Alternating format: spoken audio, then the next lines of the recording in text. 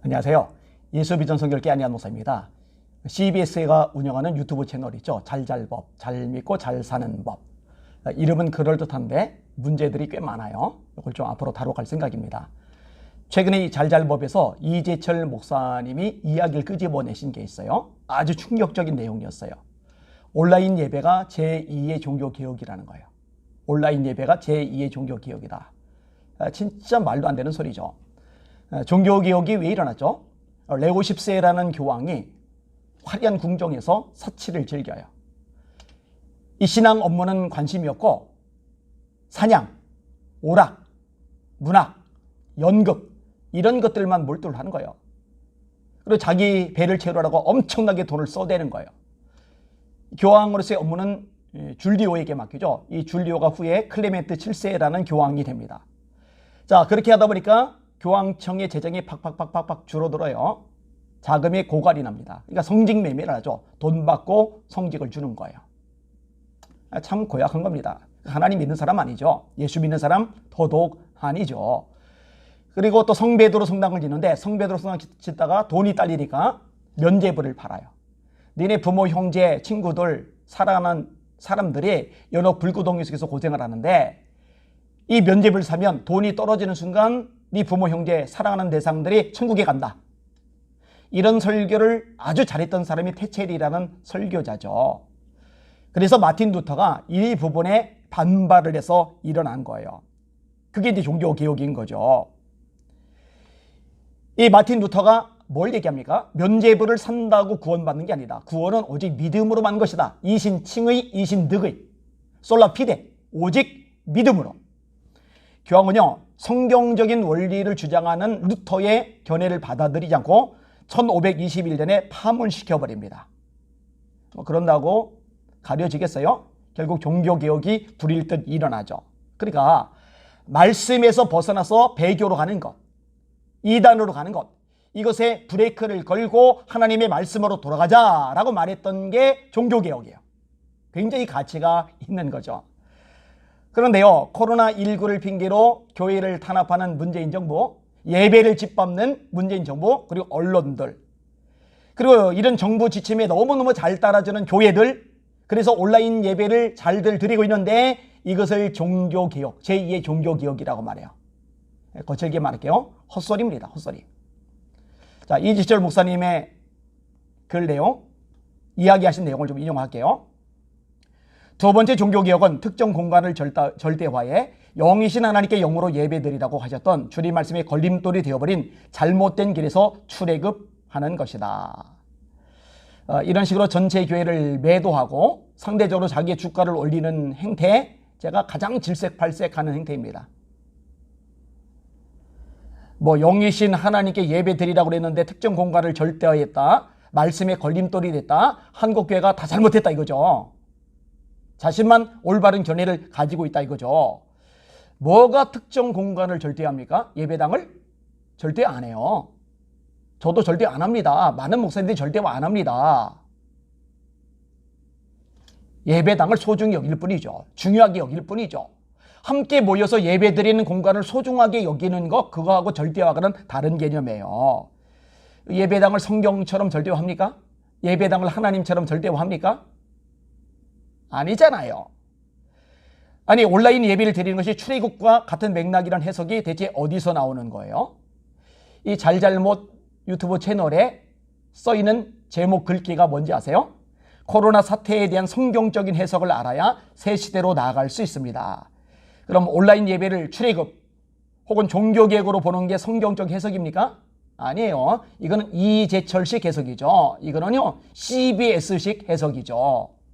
자, 이재철 목사님의 이야기 더 들어보세요. 그렇게 절대시하던 예배당에서 예배를 드리지 못했지만 정말 우리가 예배를 못 드렸는가? 하나님께서는 특정 공간의 예배를 절대화하던 우리에게 온라인 예배라는 대포를 쏘신 것이다. 하나님이 쏘신 대포래요. 특정 공간을 절대화한 게 아니에요. 함께 모여서 예배 드리는 것을 소중히 여기고 그렇게 모여드리는 예배에 우리의 가치를 부여한 거죠. 성경대로. 모이기를 패하는 어떤 사람들의 습관과 같이 하지 말고 오직 권하여 그날이 가까움을 볼수록 더 그리하자. 모이기를 패하지 말고 모여라. 너희는 모여라. 하나님의 말씀대로 하는 거예요. 그리고 이렇게 모여드리는 공간이 예배당인 거고요. 자, 이치를 목사님의 이야기 들어보세요. 이번 코로나19 사태로 인해 처음으로 기독교 2000년 역사상 매주일 예배드리던 약속된 특정 공간을 벗어나서 예배드리게 됐다. 요한복음 4장의 예수님 말씀처럼 이 산도 저 산도 아니고 그리스도인들이 특정 공간에 갇히지 않고 시공간을 초월하는 영이신 하나님께 무엇에도 구속받거나 예속당하지 않고 영과 진리로 예배드리기 시작하는 기회가 도래한 것이다. 미안합니다. 다시 말할게요. 헛소리입니다. 예수님이 말씀하신 것은 특정 장소에만 하나님께서 계신 것이 아니다. 그리고 예배 본질은 영과 진리로 예배 드리는 거다. 이걸 말씀하신 것이지 사람들이 모여서 예배 드리는 것을 잘못됐다고 말씀하신 게 아니에요. 실제로 초대교회는 예수님의 가르침을 가장 잘 따랐던 교회죠. 모든 교회의 모델이죠. 그래서 오죽하면은 초대교회로 돌아가자, 초대교회로 돌아가자, 초대교회로 돌아가자 이 말을 계속 되풀이하잖아요. 그 초대교회의 특징이 뭐예요? 예수님 이후에 성령 받은 이후에 나타난 모든 교회의 모델되는 초대교회의 특징이 뭐예요? 날마다 마음을 같이하여 성전에 모이기를 힘쓰고 날마다 마음을 같이하여 성전에 모이기를 힘쓰고 모이기를 힘썼어요. 날마다.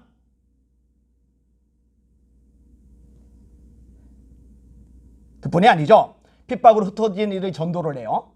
그리고 안디옥 교가 생깁니다. 이 안디옥 교도 잘 모이는 교회죠. 그뿐이 아니죠. 바울 사도가 복음을 전하는데 사도행 19장 9절입니다. 바울이 그들을 떠나 제자들을 따로 세우고 두란노 서원에서 날마다 강론하리라.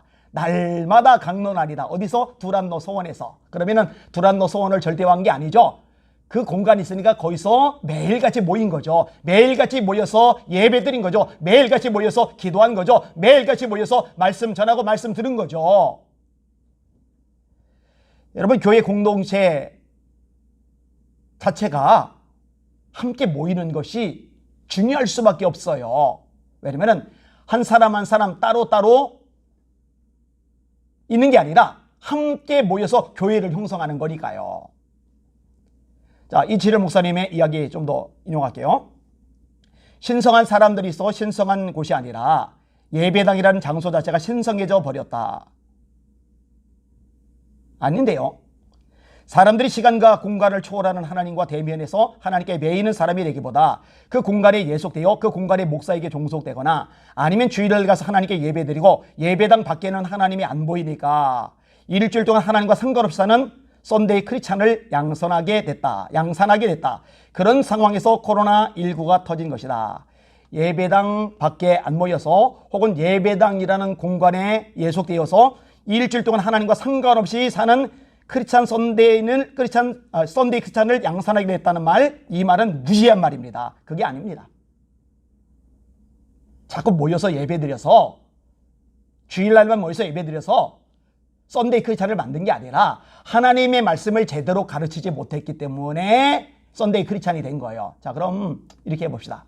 자, 그럼 지금 이제 모여서 드리는 예배가 어려워졌어요? 흩어졌어요? 온라인 예배를 드려요? 그럼 온라인 예배를 드리면은 썬데이 크리스찬이 양산이 안 됩니까? 이런 궤변이 어디 있어요? 아니, 모여서 예배 드리면 썬데이 크리스찬이 양산되는 거고 온라인 예배를 드리면은 썬데이 크리스찬이 양산이 안 되는 거예요? 이 되도 않는 소리를 하고 있어요. 모여서 예배를 드리건 그렇지 않건 간에 하나님의 말씀을 제대로 전하지 않고 말씀이 제대로 들어가지 않으니까 썬데이 크리스찬이 된 거지, 모여서 예배 드렸기 때문에 썬데이 크리스찬이 된 게 아니에요. 이런 궤변을 들으면서 은혜롭다고 좋다고 하는 사람들은 또 뭔가 참 안타까워요. 정말 총체적인 난국입니다. 그러면 온라인 예배가 그렇게 위력적인가? 종교개혁이라고 할 만큼? 이 온라인 예배를 드리는 사람들 얘기를 제가 수없이 듣고 있거든요.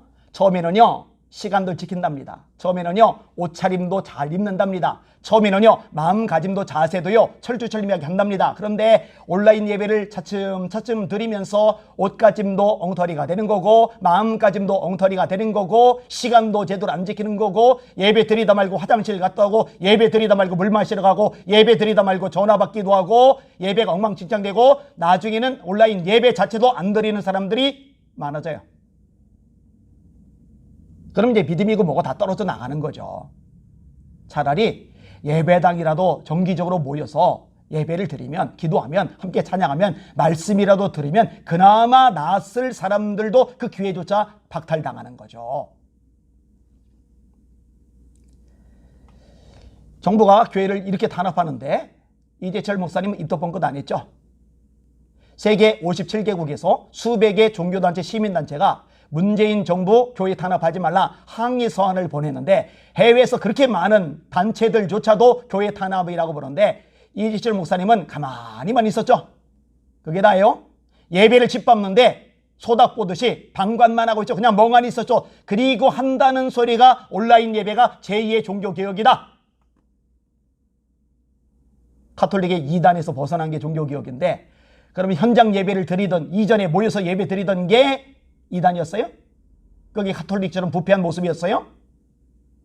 깝깝합니다. 깝깝해요. 지나가던 소가 웃을 일입니다. 그리고 이런 식으로 자꾸 여론을 조성하는 CBS는 뭐 하는 단체입니까? 기독교 방송 맞아요? 제가 앞으로 좀 더 깊이 다룰 생각입니다. 오히려 CBS가 한국교회를 망가뜨리는데 천병 노릇을 하고 있어요. 뭔가 문제가 있습니다. 유튜브 채널에 그래요. 잘잘법, 잘 믿고 잘 사는 법. 잘 믿는 법도 아니고 잘 사는 법도 아니에요. 여기에 이렇게 써 있더라고요. 전 세계적인 감염, 예배 중단, 이 엄청난 일에 하나님의 뜻이 없는 걸까요? 경험한 적 없는 이 위기가 기회가 되려면 코로나 사태에 대한 성경적인 해석이 필요합니다. 여러분의 후원과 기도가 잘잘법 제작에 큰 힘이 됩니다. 후원할 것 없겠어요. 왜냐면 잘못된 걸 가르치니까. 성경적인 대안이라고 이야기하면서 끄집어 낸 얘기가 완전히 성경과 반대되는 이야기니까요. 제가 속 타들어가요. 정말 열받아요. 정말 잘못됐어요. 제발 속지 마세요. 분별합시다. 여러분 분별합시다. 말씀이 자꾸 떠올라요. 때가 이르리니 사람들이 바른 교훈을 받지 아니하며 자기 사욕을 따를 시성을 많이 두고 그 귀를 진리에서 돌이켜 허탄한 이야기를 따르리라, 허탄한 이야기를 따르리라, 허탄한 이야기를 따르리라. 말도 안 되는 궤변들을 늘어놓는 거예요. 한때 존경받던 지도자들조차도 이상한 소리, 엉뚱한 소리, 말되는 소리, 성경과 반대되는 소리를 늘어놓는 거예요. 기독교 방송이라는 매체를 통해서. 여기다 현혹되지 않으려면요, 분별이 돼야 돼요. 영분별이 정말로 필요한 시대입니다. 요즘요, 계속 메시지를 전해야 될 사명을 느껴요. 선한 싸움을 싸워야 되겠다는 각오를 갈수록 더 강력하게 다지게 됩니다. 공격이 거세요. 그런데 그럼에도 불구하고 계속 해야 되겠다는 생각 자꾸 들어요. 이 방송을 듣는 여러분들 기도해 주시길 바랍니다. 그리고 함께 동참해 주시고 알려주시길 바랍니다. 하나님의 말씀이 기준이라니까요. 유명 목사 말 기준 아니에요. 기독교 방송이라는 것도 기준이 아니에요. 세상 언론 도덕 아니에요. 정치권 도덕 아니에요. 우리 유일한 기준은 오직 하나님의 말씀, 성경뿐입니다. 말씀대로 하는 거예요. 이 말씀을 지키려고 현장 예배를 고수하는 교회를 예수님의 이름으로 사랑하고 축복합니다. 이 말씀대로 살려고 장거리 먼 거리 달려와서 예배드리는 우리 성도님들을 주님의 이름으로 사랑하고 축복합니다. 하나님께서 귀하게 여기실 거예요. 갚아주실 거예요. 역사하실 거예요. 사용해 주실 겁니다. 우리 진리에 섭시다. 말씀에 섭시다. 그리고 선한 싸움을 싸워나갑시다. 함께 힘을 모으십시다. 승리는 하나님께 달렸습니다. 하나님이 반드시 역사해 주실 것입니다. 할렐루야.